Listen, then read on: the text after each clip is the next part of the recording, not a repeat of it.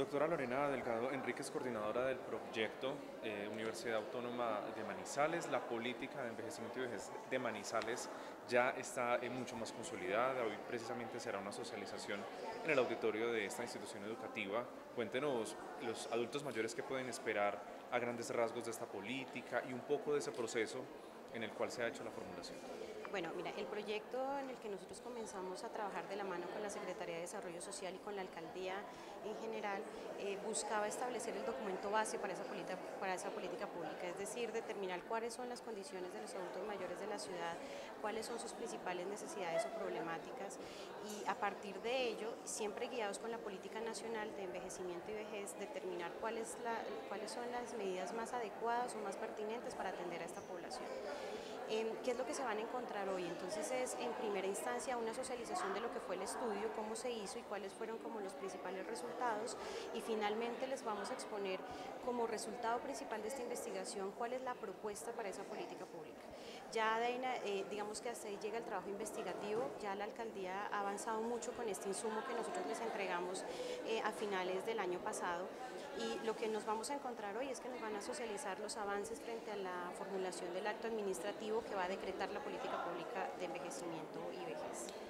Cuando hablamos de una política pública de un orden nacional, ¿por qué se especifica en Manizales? ¿Hay algunas características del adulto mayor de Manizales específicas? ¿Por qué digamos que se reduce a la localidad?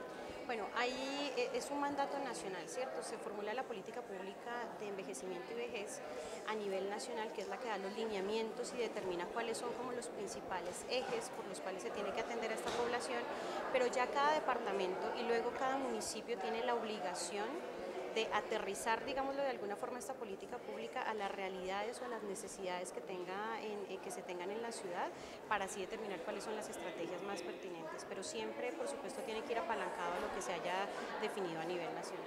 Bueno, una socialización hoy, viernes 13 de marzo, donde los principales invitados, uno diría, son los adultos mayores de Manizales. ¿De dónde vienen estos adultos? ¿Qué características tienen?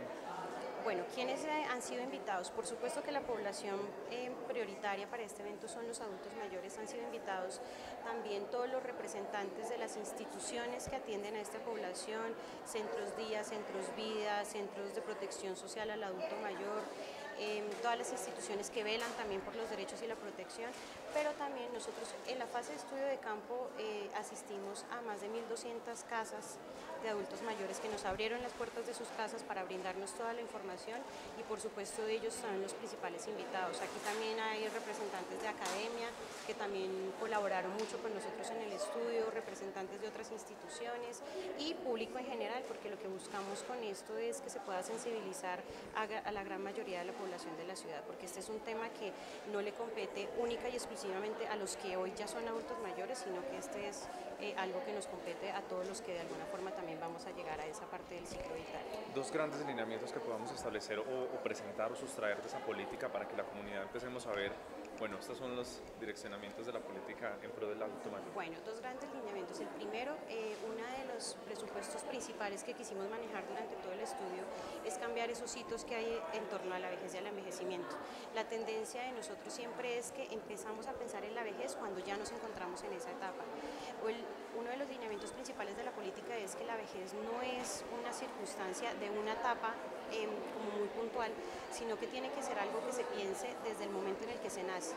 El proceso del envejecimiento como tal es fundamental, el prepararse para tener una vejez mucho más tranquila, con una calidad de vida más asegurada, con una funcionalidad también mucho más asegurada.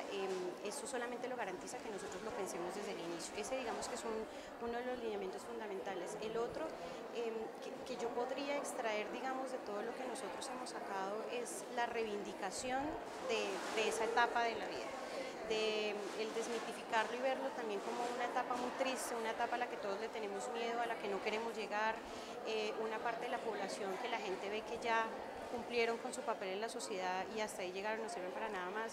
Entonces, reivindicar esa parte también para nosotros en esta formulación de la política ha sido fundamental, ver qué tipo de participación es la que puede tener esta población, qué beneficios tendríamos para ellos y para nosotros y sobre todo cambiar un poquito ese chip en la cabeza de las personas para que también cuidemos un poquito mejor a nuestros adultos mayores.